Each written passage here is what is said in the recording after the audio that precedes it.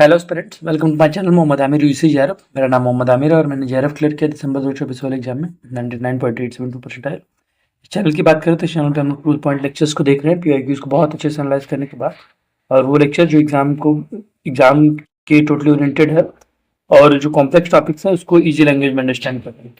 इस लेक्चर की बात करें तो अभी हम लोग पीपल एंड एनवायरनमेंट पढ़ रहे हैं और पीपल एंड एनवायरनमेंट में और ग्लोबल जो समिट्स हुए हैं या फिर एग्रीमेंट्स बने हुए हैं अबाउट क्लाइमेट चेंज इशूज, उन सबको लेके। तो इस लेक्चर में हम देखेंगे Rio summit, Paris agreement and कोप जो सीओपी है उसको देखेंगे।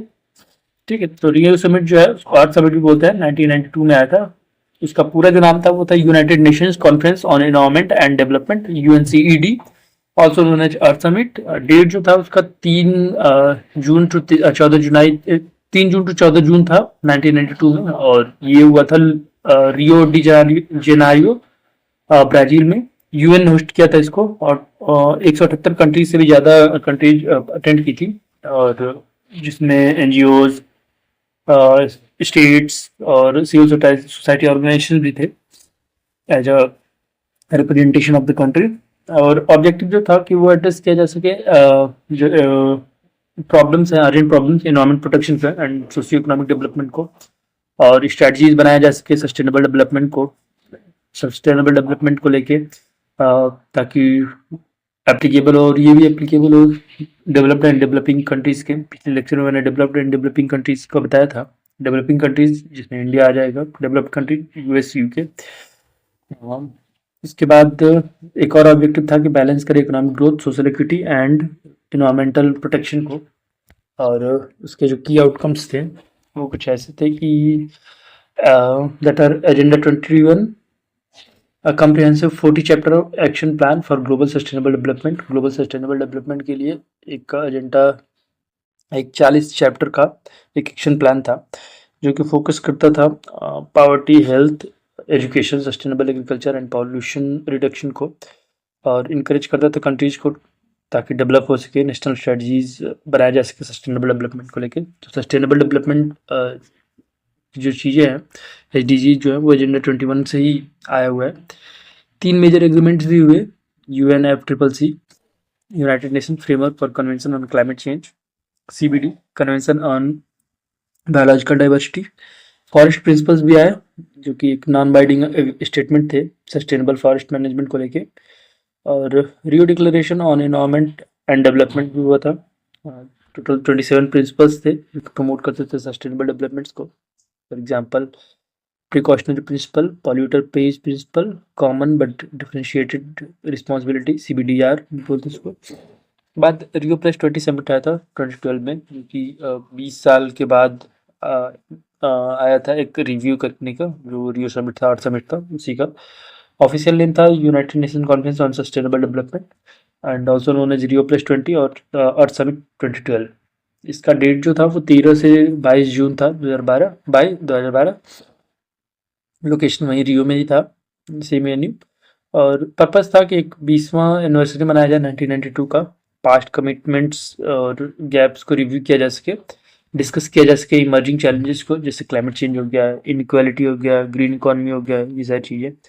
और मेजर आउटकम जो थे, एक तो द फ्यूचर वी वांट, एक डॉक्यूमेंट था final, reaffirming commitment to poverty eradicate करना, green economy and job creation को लेके, institutional frameworks for sustainable developments, proposal for developing SDGs, sustainable development goals to replace MDGs, जो कि 2015 में ख़त्म होने वाला था, मिलेनियल डेवलपमेंट गोल्स, एंड उसकी जगह एक सस्टेनेबल डेवलपमेंट गोल्स को लाने का। MDGs एंड SDGs को मैंने पीपल एंड एनवायरनमेंट के पहले लेक्चर में बहुत अच्छे से पढ़ाया हुआ है। अगर आपको बहुत अच्छे से पढ़ना तो वो लेक्चर आप मेंशन कर सकते हैं। इसके बाद आता है United Nation framework convention on Climate change, जो कि रियो का ही एक आउटकम था, जो कि 1992 में अडॉप्ट हुआ था रियो समिट में। इन्फोर्स हुआ था 21 मार्च 1994 को, और एक legally non binding framework treaty था जिसमें 198 कंट्रीज थी, पार्ट थी, और उसके ऑब्जेक्टिव्स थे कि to achieve stabilization of green house gases concentration in the atmosphere at level that would prevent dangerous anthropogenic interference with the climate system. ठीक है, तो वही ग्रीन हाउस गैसेस की कंसंट्रेशन को स्टेबलाइज करना एक लेवल पे, ताकि वो डेंजरस एंथ्रोपोजेनिक इंटरफेरेंस ना क्रिएट कर सके क्लाइमेट चेंज में। और प्रिंसिपल्स ये थे कि common but differentiated responsibility, CBDR बताया हमने, इक्विटी, राइट टू डेवलपमेंट। और की फीचर्स थे वो establish the conference of the party, COPs को जो है वो स्टेब्लिश करने का एक था, as the supreme decision making body called for the development of protocol and binding instruments like Kyoto protocol, Paris agreements, सब चीज़ें। क्योटो प्रोटोकॉल जो था वो 1997 में आया था, जो कि 11 दिसंबर 1997 को एडॉप्ट किया गया था। और ये COP3 जो था, कॉन्फ्रेंस ऑफ पार्टीज, जो कि उसके अंडर बना था, वो क्योटो जापान में हुआ था। उसके उसमें अडॉप्ट किया गया था इसको, क्योटो प्रोटोकॉल को। Entered into force 16 January 2005 after ratification of 55 countries. तो 55 कंट्रीज आर रेटिफाइड दैट, यानी एक ऑफिशियली साइन किया था उसको। समय और ऑफिशियली साइन करने का ही मतलब था ratification. Binding, yes, first legally binded treaty under UNFCCC। तो ये पहला लीगली बाइंडेड ट्रीटी था UNFCCC के अंडर में। ऑब्जेक्टिव जो थे, to commit development countries to legally binding target to reduce green house emissions. Green house gases जो थे वो कवर करते हैं CO2, methane, nitrous oxide, hydrofluorocarbons, perfluorocarbons, sulphur hexafluoride. ये सारी चीज़ें मैं बहुत पहले लेक्चर्स में पढ़ा चुका हूँ, ग्रीन हाउस गैसेज वगैरह, इनके इफेक्ट्स क्या होते हैं। इसका टारगेट था कि रिड्यूस करना ग्रीन हाउस गैसेस को, ग्रीन हाउस गैस के एमिशन को 5.2% बिलो 1990 के लेवल से during the first commitment period.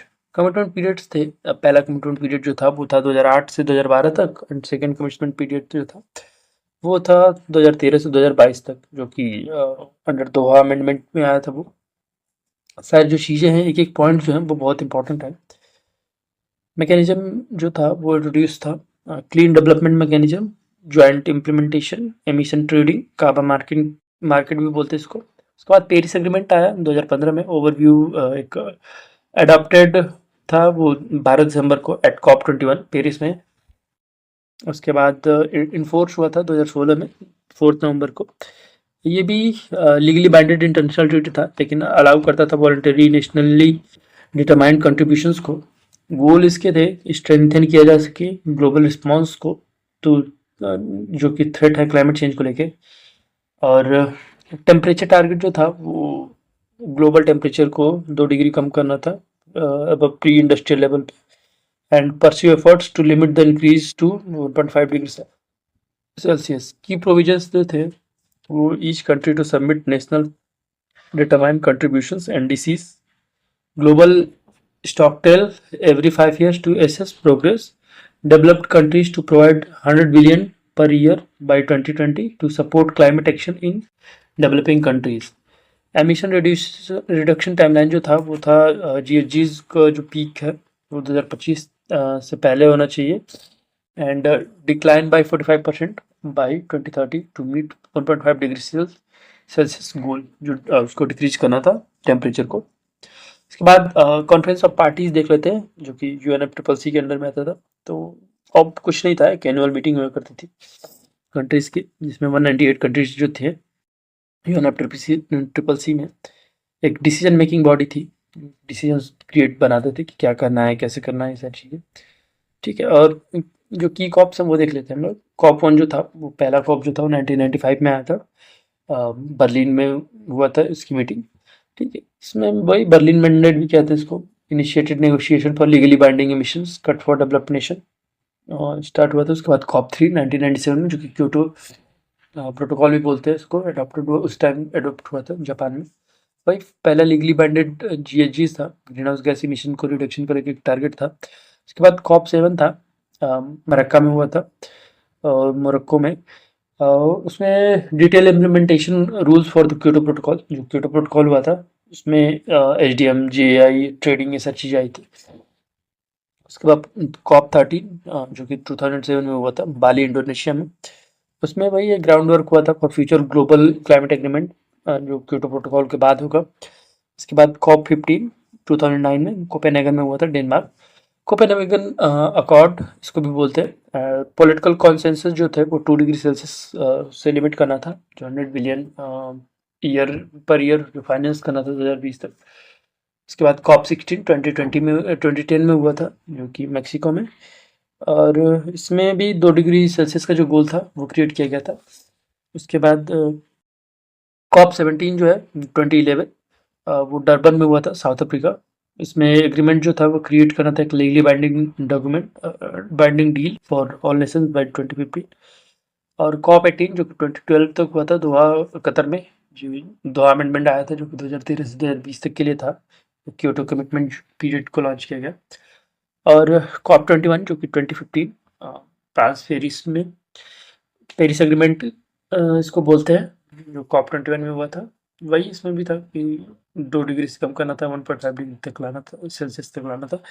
Corp 26 जो कि 2021 में हुआ था, ग्लासगो यूनाइटेड किंगडम में।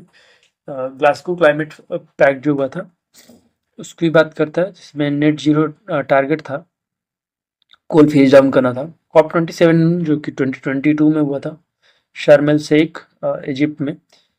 इसमें लॉस एंड डैमेज फंड था for vulnerable national facing climate inducing disasters. उसके बाद कॉप 21 जो कि 2023 में हुआ था, दुबई यूएई में। वही पहला ग्लोबल स्टॉकटेल था, card for fossil fuel phase down, finance reforms, 1.5 degree Celsius urgency. ठीक है, तो ये कुछ की कॉप्स थे इनको हमने देख लिया। उसके बाद ये कुछ समरी टेबल देख लेते हैं। रियो समिट जो कि 1997 में आया था, 1992 में आया था, यूएनएफसीसी आया, सीबीडी आया, एजेंडा 21 फर्स्ट प्रिंसिपल्स आया। रियो +20 था 2012 में, जो कि the future we want, the path together SDGs. UNFCCC इसमें भी में ट्रीटी था ताकि क्लाइमेट डिस्ट्रप्शन से बचाया जा सके। कॉप मीटिंग इनिशिएट किया गया था। क्योटो प्रोटोकॉल में एक लीगली बाइंडिंग था, 6 जीएसजीज, 2 commitment periods. And Paris agreement में टेम्परेचर कंट्रोल की बात हुई थी। कॉप जो था वो एक एनुअल मीटिंग था यूएनएफसीसीसी पार्टीज का, मेजर क्लाइमेट डिसीजन का। ठीक है, तो ये लेक्चर यहाँ खत्म होता है। ये लेक्चर पसंद आया तो आप इसे लाइक करिए, चैनल सब्सक्राइब करिए। शुक्रिया।